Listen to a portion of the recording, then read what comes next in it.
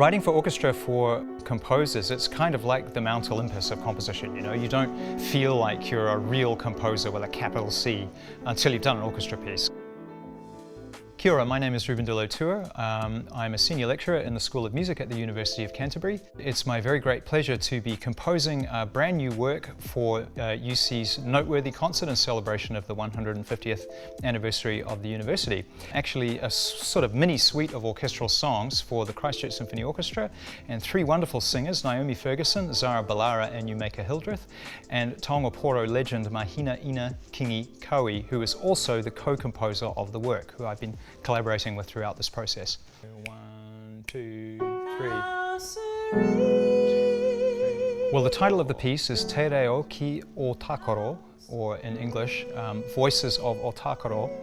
And the idea came about through conversations with my collaborator Mahina, and also sort of my perspective as an outsider, something of an outsider to Ōtākaro Christchurch. I've only moved here about 5 years ago.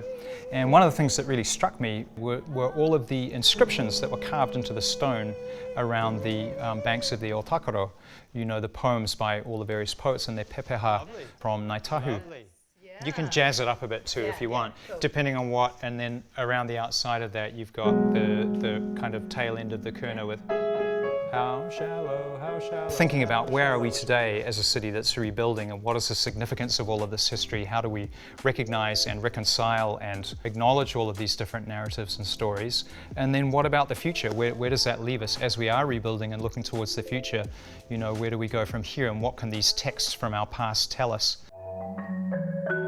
This is just such a wonderful moment in the development of the School of Music at the University of Canterbury. There are so many people here doing all of these wonderful things, very, very different things, and this is a great opportunity to get a taste of all of that.